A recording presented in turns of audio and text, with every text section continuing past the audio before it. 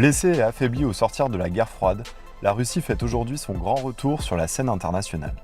À sa tête, Vladimir Poutine. Arrivé au pouvoir en 1999, il s'impose comme l'un des meilleurs garants d'un monde multipolaire. Rempart à l'impérialisme américain, adepte de la realpolitik et souverainiste convaincu, en Afrique, l'homme fort de Moscou séduit presque autant qu'il intrigue. Dans ce numéro d'Afro Pertinent, le chroniqueur géopolitique Kémy Séba reviendra sur les relations méconnues entre la Russie et l'Afrique. Kémy Séba, bonjour. Bonjour mon cher frère. Pouvez-vous nous parler des relations qui existent entre la Russie et l'Afrique quand on sait que ce pays n'a jamais colonisé l'Afrique? Alors mon très cher frère, lorsque l'on évoque le fait que la Russie n'a jamais colonisé le continent africain, c'est d'ailleurs le propos de Mikhail Margelov qui est le représentant de Vladimir Poutine auprès de l'Union africaine, lorsqu'on analyse les choses dans le fond et dans les faits, on se rend compte que c'est beaucoup plus complexe que ce qui est énoncé. En l'occurrence, il faut savoir qu'au XVIIe siècle notamment, la Russie, voyant toutes les autres nations occidentales avoir justement ce projet d'instauration coloniale, comment dirais-je, de déploiement de leurs forces et de leur espace vital, va-t-on dire, on va présenter les choses comme ça, la Russie a voulu aussi rentrer dans la danse et là aussi étendre son influence et en mêlant à la fois des tentatives de connexion diplomatique avec des nations avec lesquelles elle partageait un certain nombre de points communs, notamment l'Éthiopie au XVIIe siècle. Il y avait le point commun de la communauté de foi, l'orthodoxie chrétienne, qui a donc poussé la Russie à penser qu'il était possible de créer une alliance pour lutter à cette époque. C'est quelque chose d'extrêmement important, je pense à rappeler, à lutter contre l'influence de l'Empire ottoman, d'accord, à cette époque. Il se disait qu'en ayant l'Éthiopie comme allié, qui est un partenaire stratégique extrêmement important du côté donc de l'Afrique de l'Est, il y avait la possibilité d'étendre leur influence et d'avoir un pied à la fois sur le terrain colonial, parce qu'évidemment dans leur diplomatie, ils auraient voulu en tant qu'entité russe être ceux qui avaient la plus grande partie du gâteau. Mais le problème, c'est que ce n'est pas quelque chose qui a abouti à une diplomatie, ou du moins un partenariat réel. C'est-à-dire que ça a été une diplomatie balbutiante, mais ça n'a pas été une diplomatie qui a été véritablement efficiente. Je pense que c'est extrêmement important qu'on précise des choses et qu'on les contextualise dans ce sens-là. À la suite du XVIIe siècle, là encore une fois, quelque chose qui contredit le propos de Mikhail Margelov, il faut savoir que la Russie a eu ce projet-là, plus que jamais, défini d'installation coloniale du côté, cette fois-ci, de Madagascar. Quel était le but de la Russie à cette époque, et notamment de Pierre le Grand? Leur objectif était, à ces Russes, de contrecarrer l'influence de la Grande-Bretagne dans l'océan Indien. Et donc Madagascar avait et a toujours aujourd'hui, en réalité au XXIe siècle, bien sûr cette ouverture, voilà. Exactement, et donc une importance géostratégique qui permet justement d'être placé à l'océan Indien, d'être tourné aussi vers l'Afrique, et donc sachant que évidemment Madagascar et l'Afrique aussi, mais je le dis de manière géographique, et donc ça permettait pour la Russie d'avoir une influence qui aurait pu amoindrir la puissance de son grand concurrent de l'époque, l'Angleterre. Ça n'a pas abouti. Pire encore, au XIXe siècle, et c'est là où, quand on parle du fait que la Russie n'a jamais eu de procès colonial, véritablement c'est du révisionnisme ou une insulte à l'histoire, les Russes ont été plus loin dans leur processus. Il faut savoir que donc, comme on le dit, XVIIIe siècle, XVIIe siècle, rien n'a abouti, mais XIXe siècle, ils ont quasiment voulu installer, même clairement, ils ne s'en cachent pas, c'est dans les annales historiques, hein, la nouvelle Moscou à Sagalo, qui est l'actuel Djibouti. Donc quand on entend quelqu'un comme Mikhail Margelov énoncer que la Russie n'a jamais eu de projet colonial, on est obligé d'un minimum sourire. Le fait est que la Russie s'est sentie pendant très longtemps éloignée, ostracisée sur cette scène politique où les puissances coloniales avaient pris de l'avance parce qu'elles étaient toutes capables d'acquérir un certain territoire, mais l'emplacement géographique de la Russie ne lui permettait pas d'avoir une facilité d'extension dans des pays aussi reculés que le continent africain et autres. Et qu'est-ce qui s'est passé ? La Russie a fait preuve là, à ce moment-là, d'un pragmatisme et a compris que si elle n'était pas capable d'établir justement une concurrence efficiente vis-à-vis des puissances occidentales, il fallait qu'elle se place sur un terrain qui n'était jamais occupé. Et c'est quelque chose qui, donc, du 19e siècle au milieu du 20e siècle, d'accord, est devenu, et c'était une question qui a germé plus que jamais, et qui a vu naître donc autour des années 50, justement, le concept du souverainisme. Et avec des velléités expansionnistes quand même derrière tout cela. Bien sûr, il y a toujours eu des velléités expansionnistes. C'est-à-dire qu'aujourd'hui, en politique, on le dit toujours, on le répétera jamais assez, il y a toujours des intérêts, il n'y a jamais d'amitié. Rien ne se fait avec amour, rien ne se fait avec gentillesse, rien ne se fait avec naïveté, tout est toujours calculé. Et la Russie n'a jamais été, comme vous le dites très justement, dans une vision des choses visant à la présenter comme une nation passionnée par la justice, la fraternité ou autre, mais simplement c'était un pragmatisme. Elle s'est dit que par rapport à son positionnement, si le terrain du colonialisme était un terrain qui était extrêmement pris et qu'il valait d'être en perte de vitesse par rapport aux autres nations, il fallait occuper un créneau qui, là, n'était pas occupé par les grandes puissances. La Russie a foncé dessus. Il faut savoir qu'au départ, Staline, au début du XXe siècle, il n'était pas du tout intéressé par la question des pays du Sud et par l'Afrique. Ce n'était pas du tout son projet. Il était dans une autre confrontation, il était dans une autre opposition, il était dans une autre réflexion des choses, dans une autre vision des choses. Le tiers-monde n'était pas sa problématique principale. Il a fallu attendre Nikita Khrouchtchev pour que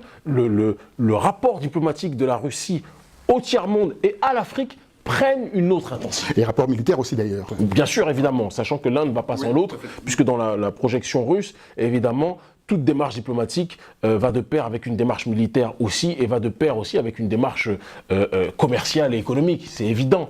Et donc, lorsqu'il y a eu les nations qui ont émergé et qui ont vu justement des chefs de file tels que Sékou Touré ou Kwame Nkrumah apparaître sur la scène publique, Sékou Touré pour la Guinée et Kwame Nkrumah pour le Ghana, la Russie de Nikita Khrouchtchev a été dans cette démarche justement de vouloir créer un partenariat solide en arguant que le tiers-monde avait besoin, et ça c'est quelque chose d'extrêmement important à rappeler, d'un partenaire qui était là aussi dans une volonté de refuser le colonialisme. Donc la Russie s'est placée sur le postulat de l'anticolonialisme, alors qu'à une certaine époque antérieure, ils avaient eux aussi tenté en vain d'établir ce colonialisme-là. Donc toujours nous rappeler que lorsque la Russie établit un travail politique ou a un projet, elle ne le fait pas par naïveté, elle ne le fait pas de manière aveugle, elle ne le fait pas tel une passionnariat justement de la justice. Au contraire, elle le fait avec un pur pragmatisme. Et c'est ce qui aussi fait que parce qu'ils sont pragmatiques, il y a une confiance de facto qui s'est créée avec un certain nombre de nations africaines parce qu'elles ont vu que la Russie avait tout intérêt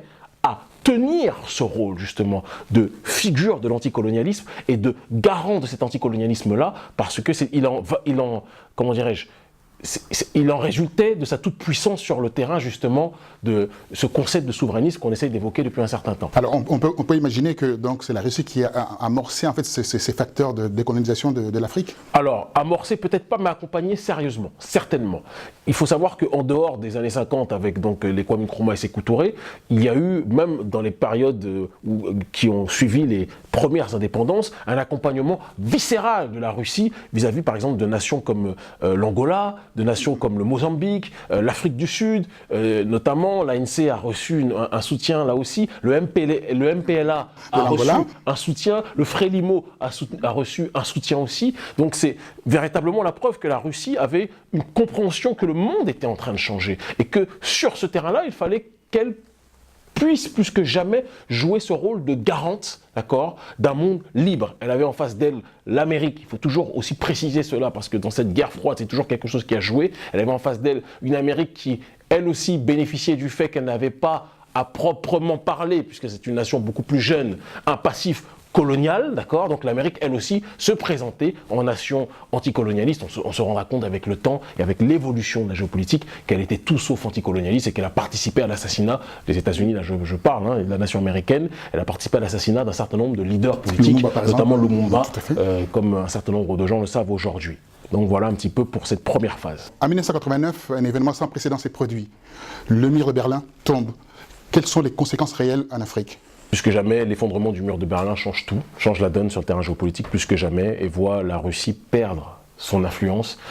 Un certain nombre d'ambassades sont fermées, le budget pour les ambassades ouvertes est complètement réduit et il faudra attendre un certain temps avant de revoir la Russie revenir dans le concert des nations, je veux dire dans l'aspect diplomatique du terme, d'accord, et dans son influence auprès du continent africain. Et quand je dis attendre longtemps, il faut attendre le début du XXIe siècle. En l'occurrence, l'avènement de Vladimir Poutine.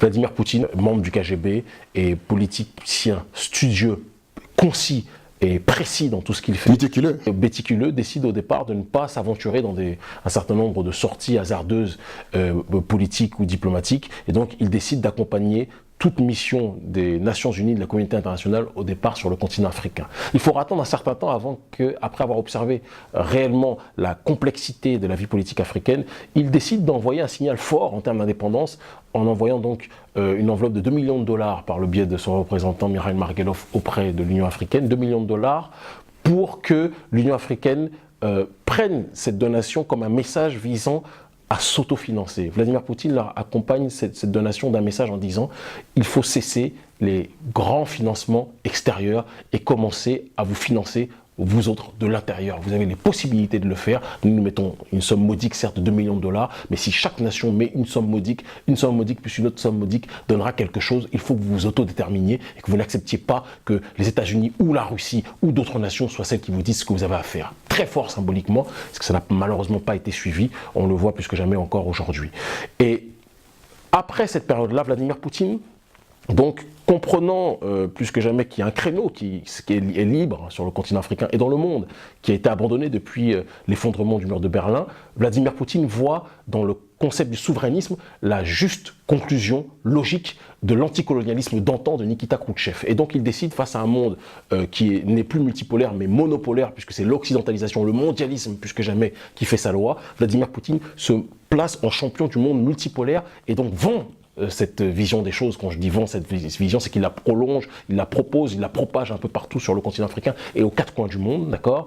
Et deux ombres au tableau de ce visage, de cette vision, de cette réflexion plus que jamais nécessaire, la Côte d'Ivoire et la Libye. La Côte d'Ivoire, bien que souverainiste au départ, il s'est opposé à l'intervention de la communauté internationale, mais il n'a pas insisté face aux insistances de la communauté internationale, il n'a pas suffisamment résisté. Pareil pour la Libye, et ce sont ces deux nations, d'accord, ces deux affaires, ces deux drames, donc l'incarcération de Gbagbo et l'assassinat de Kadhafi, qui pousseront justement Vladimir Poutine à être plus que jamais présent sur le terrain géostratégique en Syrie, voyant les drames que la destruction de la Libye a pu créer.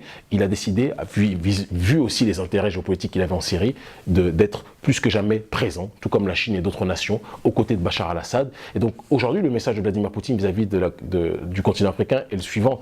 Il déteste l'instabilité politique, donc il ne peut pas s'installer dans des endroits ou établir des relations fortes avec des nations et des régimes qui ne sont pas solidement ou durablement installés. Par contre, toute nation qui s'installe dans une démarche de pérennité et de pérenniser, de stabilité, Vladimir Poutine essaie d'établir un certain nombre de contrats sur le terrain économique, sur le terrain politique, sur le terrain social, sur le terrain du conseil militaire aussi. Et donc on est peut-être à l'aube de quelque chose de très grand dans la diplomatie africaine russe. Merci, Kémy Séba. C'est moi qui vous remercie. On se retrouve pour le prochain numéro d'Afro Pertinent. Merci. Au revoir, mon frère.